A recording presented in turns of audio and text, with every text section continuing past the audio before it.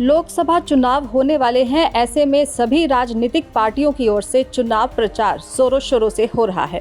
इसी बीच फरीदाबाद लोकसभा सीट के भाजपा प्रत्याशी कृष्णपाल गुर्जर अपने चुनाव प्रचार में लोगों को भावनात्मक रूप से प्रभावित करने का काम कर रहे हैं। पलवल बार एसोसिएशन की तरफ से आयोजित कार्यक्रम में पहुंचने पर लोकसभा प्रत्याशी एवं पूर्व केंद्रीय राज्य मंत्री कृष्णपाल गुर्जर का जोरदार स्वागत किया गया। वरिष्ठ वकील कुलदीप सिंह फागना ने सैकड़ों की संख्या में उपस्थित वकील साथियों की ओर से ज्यादा वोट और सपोर्ट कराने का भरोसा दिलाया। ये सोचने का है कि जो सामने वालों को वोट मिल रही है वो मिलके बात कर रही हैं, हम उन्हें वोट दे क्यों रहे हैं। लोगों को देखो, वकील जो समाज है, वकील जो है वो समाज की दशा और दिशा तय करता है। सोचने वाली बात ये है जो हमारे जहन में होना चाहिए, हमारे सामने दो ऑप्शन है। ऑप्शन नंबर 1 जो राम को काल्पनिक है, ऑप्शन नंबर 1 दूसरी बात कहता है कि राम काल्पनिक है और कोर्ट में उसका नक्शा फाड़ दिया जाता है। ऑप्शन नंबर 2 जो 20-25 साल संघर्ष करे और तब तक दम ना ले जब तक मंदिर ना बन जाए। एक बात। दूसरा, हम जब कांग्रेस राज था एक नॉर्मल बात देखते थे कि भाई करप्शन है, 2G घोटाला, 3G घोटाला, कॉमनवेल्थ गेम, रोज अखबारों में इस तरह से भरे होते थे। 10 साल में आपने मोदी जी से जुड़े हुए एक सिंगल पॉलिटिशियन को देखा है जिसमें हो वो भाजपा का है, उसमें कहीं को करप्शन का आरोप है कहीं? तो दो चीजों का कंपेयर करो स्टेप बाय स्टेप। लोग कहते हैं मंदिर खाने को थोड़े देगा, हमें तो हॉस्पिटल चाहिए, लेकिन सोचने वाली बात है मंदिर में जो योगदान दिया वो आप और हमने दिया है। सरकार का उसमें सिर्फ इतना योगदान है कि सरकार ने उसकी पैरवी की, बाकी जो वहां चंदा लगाया है वो हर एक हिंदू का, हर एक सनातनी का, हर एक हिंदुस्तानी के चंदे से वो मंदिर बना है। मैं आपका ध्यान आकर्षित करना चाह रहा हूं। आपके पोजीशन वाले लोग बोलते हैं मंदिर की क्या जरूरत है, हॉस्पिटल। अरे भाई, उनको ये बताओ, जब अटल बिहारी वाजपेयी पहली बार देश के प्रधानमंत्री बने तब पूरे देश में एक एम्स हॉस्पिटल था, सिर्फ एक सिंगल। उनके टाइम में 6 एम्स हॉस्पिटल और बने। जब तक मोदी जी प्रधानमंत्री बने देश में 7 एम्स हॉस्पिटल थे। उसके बाद मोदी जी के टाइम में 15 एम्स हॉस्पिटल और बनाए गए। ये स्वास्थ्य पे सरकार काम कर रही है। लोग शिक्षा, मोदी जब से देश बना और जब तक मोदी जी आए इस देश में 380 मेडिकल कॉलेज थे। मोदी जी के टाइम में 300 कॉलेज और बने। मतलब हमें जो कंपेयर करना है, जैसे हम एक छोटी चीज लेते हैं।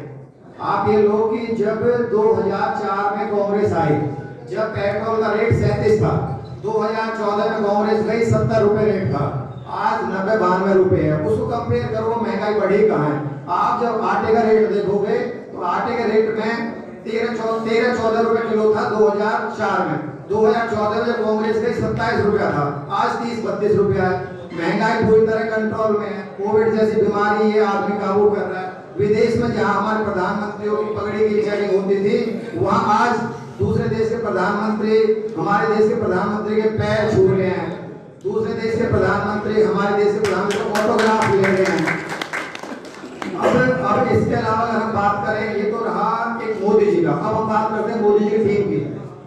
मनोहर, हमने मोदी जी के उस पे विश्वास पे हरियाणा में सरकार बनाई, तो क्या जब हमारे खट्टर साहब सीएम बने, बिना खर्चे लोगों को नौकरी मिली, जबकि 2014 से पहले ये काल्पनिक बात थी कि बिना सिफारिश बिना पैसे को नौकरी मिल सकती है। अगर वृद्धा पेंशन की बात करें, आज 3000 रुपए मिल रहे हैं लोगों को। आप कंपेयर करो हर चीज को और फिर ये सोचो कि कांग्रेस को वोट मिलने से बात कर रही है इस देश में। वहीं कृष्णपाल गुर्जर ने विपक्ष का मजाक उड़ाते हुए कहा कि हमारे पास प्रधानमंत्री के रूप में एक मजबूत कैंडिडेट है, लेकिन विपक्ष के पास कुछ है ही नहीं। और क्या कुछ कहा केपी गुर्जर ने, आप भी सुनिए। जब मोदी जी पहली बार 2014 में प्रधानमंत्री का पद का उम्मीदवार घोषित किया तो क्या मजाक उड़ाया था कांग्रेस के मित्रों ने।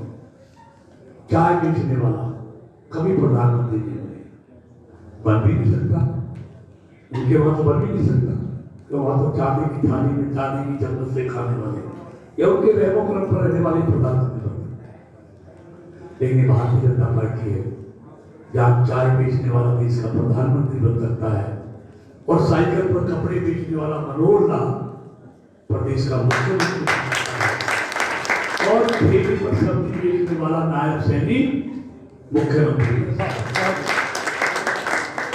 हाँ, 啊 नहीं बन सकता है। 2014 में बता दो अगर बन जाए ऐसे गरीब लोग। आप यूपी में देख लो, आज योगी आदित्यनाथ मुख्यमंत्री है, आज भी आप सब देखते होंगे, अगर जाएंगे तो उत्तराखंड के एक छोटे से गांव में उनकी सभी बहन एक छोटी सी परचून और चाय की दुकान चला, इतने बड़े प्रदेश के मुख्यमंत्री, क्योंकि ये सब लोग देश के लिए काम कर रहे हैं। दूसरे चुनाव में नारा लगा दिया चौकीदार चोर है, हर भारतवासी खड़ा हो गया कि हम भी चौकीदार, मैं भी चौकीदार, सबने कहा ना, और पहले से ज्यादा सीटों से उसको जिता दिया। अभी एक पूर्व मुख्यमंत्री बिहार के ने कहा इसके तो परिवार नहीं है, तुम्हारे परिवार थे तो क्या किया तुमने, तो पशुओं का चारा भी खा गए परिवारों के लिए, जेल काट गए, तुमने लूट मचाई। जो परिवार वाले उन्होंने देश में घोटाले किए 7 पीढ़ी के लिए जुगाड़ करने के लिए, इसलिए मोदी जी ने तो कहा इस देश के 140 करोड़ लोग मेरे परिवार के सदस्य, मेरा अपना परिवार जो है, ये भी तो मेरा परिवार है जिसके लिए मैं काम करता हूँ, मैं तो इन्हीं के लिए काम करने आया हूँ। और आज हर भारतवासी कह रहा है मैं हूं मोदी का परिवार, सब साथ हैं। आप देखेंगे ईवीएम में बहुत दोष लगाते हैं, कहते हैं ये बीजेपी ईवीएम से जीतती है। आप बड़े कल्पना करो ये ईवीएम कब आई थी, ये कहते जब तक ईवीएम में रहेगी मोदी नहीं हारेगा। आई कब थी, लेके कौन आया था ईवीएम को, ये कांग्रेस की सरकार में। अगर ईवीएम से ही सरकार चलती रहती तो इनकी सरकार क्यों चलेगी, कल्पना। अगर ईवीएम में गड़बड़ थी तो इनकी सरकार कभी नहीं जाती। जहां जीतते वहां ईवीएम ठीक है, जहां हारते वहां ईवीएम खराब। आज मोदी जी भारतीय जनता पार्टी के प्रधानमंत्री होते हैं, हम किसी दुकान पे जाते हैं, कपड़ा देखते हैं, कोई भी चीज लेते हैं तो हमको 100 ऑप्शन बताता है, ये कपड़ा पसंद करते हैं, जो पसंद आता है वो लेते हैं। यहाँ तो मोदी कह रहा ऑप्शन ही कोई नहीं है, बता ही नहीं रहे ईमान है कोई, बताओ कोई नहीं, ये क्यों नहीं बताते वे, हमारा बहुमत आएगा तो ये प्रधानमंत्री होगा, क्योंकि तो कुछ डर लगता है। जिसको बताएंगे वो मोदी के सामने बौना होगा और बताते ही बिल्कुल डिब्बा गोल हो जाए, इसलिए तेरे बाद में से करेंगे, बाद में पढ़ोगे 10 तो तय करोगे, या पढ़ गए तो फिर झगड़ोगे। मतलब इनके पास आज मोदी का कोई विकल्प नहीं है। पूछो तुम्हारा विजन क्या है, जो बाद में बताएंगे, एजेंडा बता दो, एजेंडा एक है मोदी को हटा, ये एजेंडा है मोदी को हटा, करोगे क्या, फिर मंत्रालयों के लिए झगड़ोगे, फिर हड़पोगे, फिर घोटाले करोगे, फिर जेल जाओगे, फिर बेल पे आओगे, वकीलों को ढूंढते ढूंढे बेल कराओ, ज्यादातर नेता सब बेल पे, अधिकतर नेता बेल पे। तो क्या ऐसा भारत बनाना चाहते हैं?